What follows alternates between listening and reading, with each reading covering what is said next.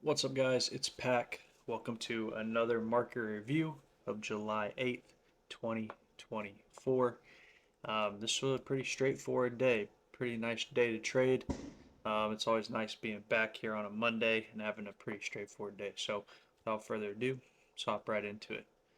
So, you can see here right before New York Open, which is this green line, you can see that we had a change of character on the 4 hour after an internal break of structure on the 15 minutes. So everything was pointing and lining up for us to go bullish. So that's all we need was this internal break of structure and then this change of character on the 4 hour up here. We're we're clearly bullish going into today, and we've been pushing new highs pretty much every single day. So why would we expect anything different? Once this wick through the top side occurs, what that means is this low down here is now protected on the 15 minutes. So what are we expecting? We're expecting price to pull back so that we can continue longs in the direction to the upside, right? So there's two areas that I was pretty interested in on the 15-minute, which was this demand zone and this demand zone. Um, there weren't super clean demand zones on the 15-minute, as both of these had been touched on the top side. You can see that one got touched there, and then that one had been touched there.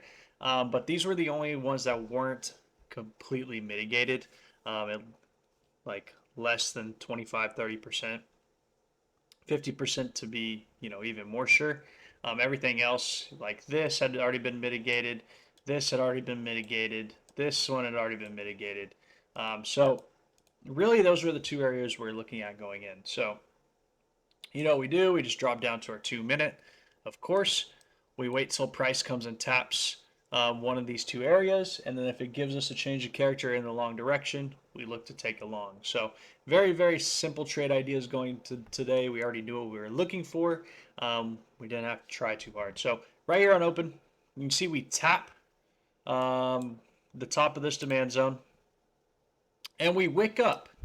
And what a lot of people would do here would be like, oh, Pac, didn't we chalk? Didn't we, come down and then push up after we pushed a high? Yes, although we did, you have to understand something about fractal structure. Is since this candle traded lower than this candle, we had started a downtrend. So we're only looking to see if candles get traded below. And if they do, it cannot cause a chalk on a candle that continues the trend. Does that make sense? We cannot chalk, we cannot have a change of character on candles that continue trend. So since the trend was continued, since we traded below this, this does not matter. That is not a chalk. We still would have to trade above this here.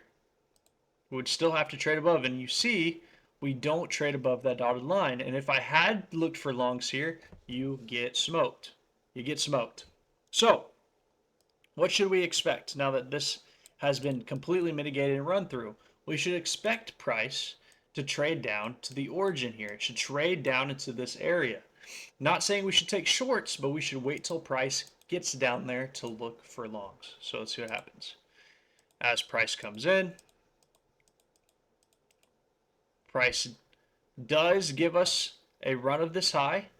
Okay, let's see what it's looking like on the 15-minute. It gives us a run of the high. Again, we're not interested in longs here. We're waiting till price gets here because of the run of this demand zone. If demand zones are getting run, it tells us that supply is in control, and we're looking for price to come in to an unmitigated, fresh zone. Okay? So we have price coming down. It looks like we're a little choppy here on open because you get a, trade down, a chalk up, a trade back down. Now, what some people might say is, Pac, weren't you looking for a run of this area up here? Weren't you looking for a run of this dotted line? Yes, I was looking for a run of that dotted line if we did not run the low of this demand zone. Once we run this demand zone, this is now a null and void. I'm not looking for this trade anymore. It's an invalid idea because it's a chalk off of an invalidated zone. Okay, I hope that makes sense.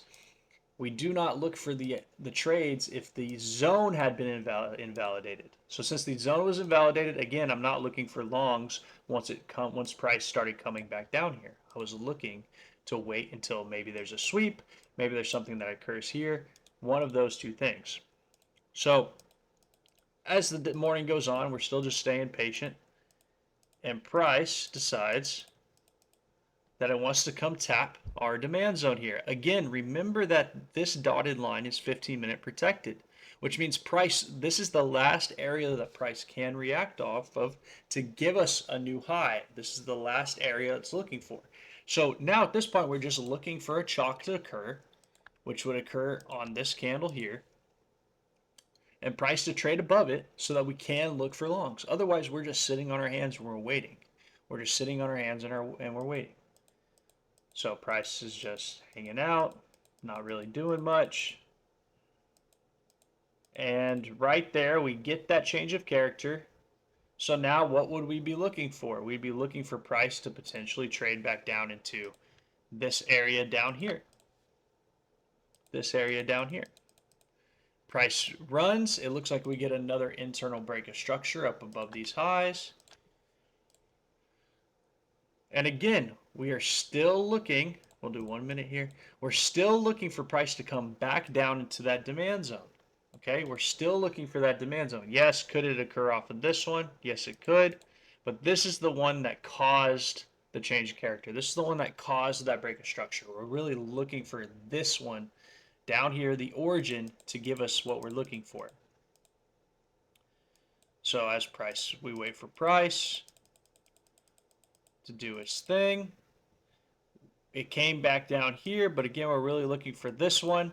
This also looks like it potentially could have been either a change of character or an IBOS on the 15-minute. Let's check. Looks like we did get an IBOS on the 15-minute. So let me mark out our new zone.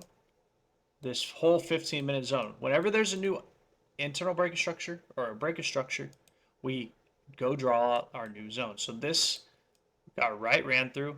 No big deal. We're not trading from that one unless a chalk occurred from there. Nothing happened, so no big deal. We're expecting it to trade further down into this zone. And we get that right there.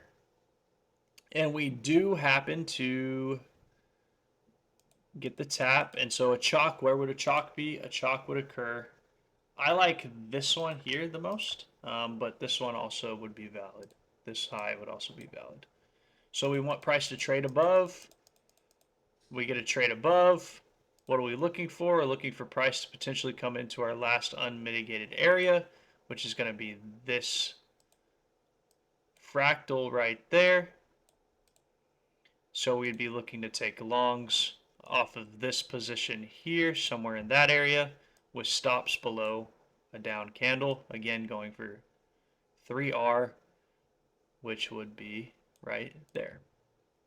And the reason we put our stops below here is there's multiple reasons. A, this is our last unmitigated area in this whole entire leg, okay? Because this one is mitigated by that. This one is mitigated by that. This fractal, sorry, it's getting a little messy in here. Let me back up. This fractal on these two candles is mitigated by that. This is the only one that hasn't been touched yet. Okay? Besides this, but again, if we're thinking about equilibrium and things like that, we're definitely looking to trade from this area. And I always put my stop, I like to put my stops below the nearest down close candle if I'm longing, or the nearest up close candle if I'm shorting. That's just my personal preference. Some of you might prefer here, which is totally a-okay. I just prefer mine right below the last down close or up close candle, which would kind of be like an order block if you know ICT or smart money concepts. That's kind of what that would be, I believe. So I would have been tapped in right there, and price goes on and hits a trade. Perfect. A nice little 1 to 3, bada boom, bada bang. Simple, right? Nothing too crazy there. So at this point, we hop back over to our 15-minute. We see prices attempting to go make a new high, which would have to run here, right? it would have to run here to make a new high. It's attempting. Price fails. So what does this tell us? It tells us that the reason it's failed is because it did not make a new higher high on the next candle. So that's a failure. Confirmation of the failure would be if we closed and put in a valid high, right? So what does that tell us about this low here? This low is a weak low. So the expectation would be A, we're in a range. B, that this low is going to get ran. And if it gets ran or creates equal lows, we would attempt to long alpha this zone again. Why? Because we know we're in a range, because we just broke structure, continued structure, and now we're having a failure. Okay, so we're looking to only trade from below this low and this zone. Okay, I hope that makes sense. So what does price do? Price drops us right below. We hop right into our 2-minute. We see that we got a chalk right here. And now we're looking for the best case scenario to trade from. I'm looking to take from this fractal here. I typically don't like trading from the candles that cause the change of character. So I like this zone here. That's just my personal preference. Again, what are we expecting on a higher time frame? We're expecting a range, and we know that the top of the range needs to at least take this. And if I take this, if I ask myself a question, okay, if I cover the low of this candle, does a 3R make sense here? Well, we're expecting price to make a new high. We're expecting this to get ran. We know in our range. This is kind of pushing it, right? This is a little bit tougher because price could definitely come down here, come up there, and just continue to range. But if we're overall bullish, we would expect it to make higher highs. This is a trade that I would be comfortable with. Now, again, some of you might be super comfortable with these trades, and you want to have a smaller stop, which is totally fine because this is the last unmitigated area in the entire leg. I like this. A lot of you might like this. All personal preference, right? So price just runs around. Boom, we're tapped in. And going into the end of the day, price takes us out, hits another trade. Now, I do want to point something out, something very interesting that I was speaking with a couple of my guys about this trade here, about how there was multiple opportunities to trade this. If we were purely trading off the 15-minute, we would have just taken a tap of this area here and taken a 3-to-1 all the way up there, which it hits to the tick. Okay, it was a very interesting trade. We had this opportunity here, which gave us a 3-to-1. We also do have a change in character and an internal break of structure on the 1-minute and 2-minute here, which gives us another demand zone that we could have looked to trade from there, from that down close candle, more importantly, that last candle there, which again gives us another entry. Another entry there. So there's multiple entries in this area, just like there's multiple entries. I can see it now here too. There's multiple entries there. What we have to be aware of is we have to understand what we're comfortable with. How comfortable of a stop do we like? Do we like really tight stops? Do we like really big stops? Are we someone that wants to drop down to a lower time frame, the 1-minute or 2-minute? Or are we someone that's comfortable adding in a position if we're still in a trade? Those are questions you have to ask yourself. But what today really came down to was, did I have my game plan set before the day started? Yes or no? If the answer is yes, you're already on the right track. Am I continuously tracking what I'm expecting to happen? And is those expectations following through? And then am I willing to take the trade when it appears? Because there's a lot of people that are taking trades that just don't make a whole bunch of sense, right? So we're just taking trades that don't make a whole bunch of sense. Maybe we're forcing a trade in this zone, or we're forcing a trade up here because we don't want to get left. The best advice I can give somebody, and not even really advice, the best thing I told myself was, hey, the trade, if it's a good trade, it's going to come to me. If it's a good trade, it's going to come to me, right? And so don't get discouraged if you're taking losses back to back to back to back. Rely on your math. Rely on your data sets that you've collected. Rely on what's the expectation and what's the actual value that I'm getting back. Because one thing that I want to talk about before we get off here is our expected return versus our actual return, right? And not in the terms of like, oh, this should do 8% and I got 6, right? Not like that, like the stock should grow this, not like that in that term, but in the sense of when I back test, what are my results?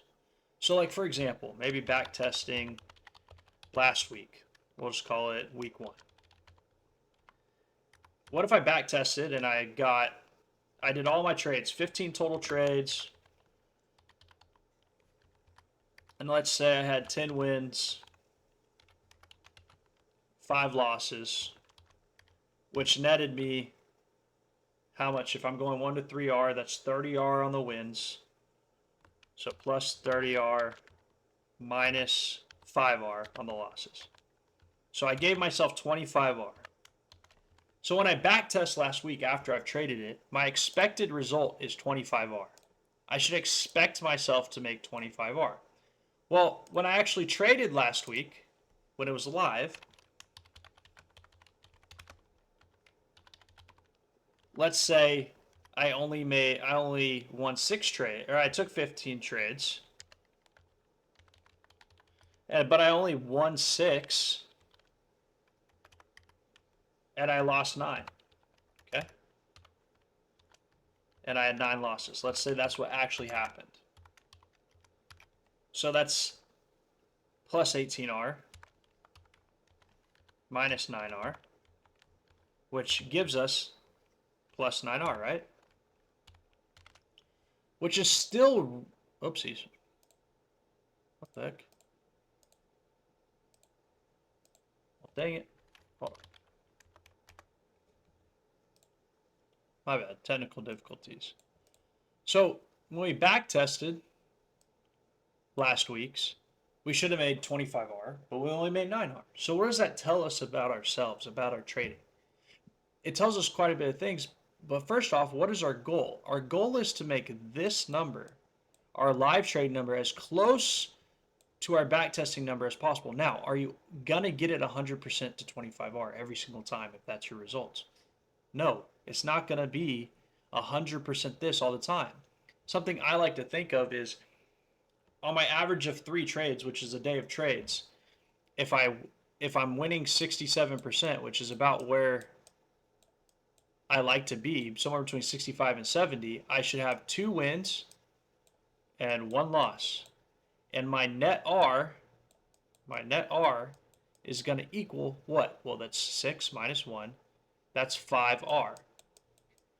So I give myself a plus or minus 5R off of my expected, my theoretical return, which my theoretical return for last week when I backtested it should have been 25R. So this number, to me, to have the best week to be like, I did so good, I should have been at 20R, but I was at 9. So again, what does that tell us about ourselves? A, we're either not taking the best quality setups that are possible. So maybe we're taking B and C trades instead of A trades. 2, maybe we're cutting trades short because we're a little nervous. Or 3, maybe we're FOMOing into a position and we're taking more losses than we should because we're not getting an optimal entry. Okay, so this is something that I'll go over in a later video about why I think that this is important and how you can track it and why you should keep KPIs and things like that. Because you're just treating this like a business, and in businesses there's going to be key KPIs, right? Key performance indicators, such as in business, close rate. What's my average cost per lead? What is my sit rate? What is XYZ? In trading, it's what's my win rate? What's my ratio from expected theoretical versus actual value? What's my R is not a KPI. My RR is not a KPI if it's fixed. That's a fixed variable. That wouldn't be a KPI because it doesn't change. But things like that, like why we need to think about this as a business, so that we can expand. Because when you're thinking as a business, yes, you want a lot of profit, but you want to know how you can cut your expenses. And in trading, what is your expenses? It's just losses. Losses are expenses. That's all they are, right? So in future videos, we'll go more in depth, but think about this. Always go back and back test your prior week that you just traded, right? Maybe on a Saturday or Sunday. Find the actual value that you should have gotten based on your stats and based on your metrics and based on your rules, and then find out what you got that week. Because 9R, that would be a hell of a week. I think everybody watching this video would be stoked if they got 9R in a week. That'd be freaking amazing, right? But when you look at it compared to what is expected of your strategy, which here would have been 25R in this example, you start to realize this is how I become a better trader. Closing this gap is how you become a solid trader. It's not about how much money you make. It's not about your win rate. It's not about your RR. It's not about all those things. It's about, based on the strategy that I have chosen for myself, how do I close this gap? Because if I can close this gap within this standard deviation, which is what I believe, what I use, so anywhere between 20R and 25R in this example, if I can get there each and every week, yes, I'm making a lot more money, but B, there's no stress because I know I have the skill, right? So, guys, I hope this helped. We'll be back tomorrow. Catch you on the flip. Peace.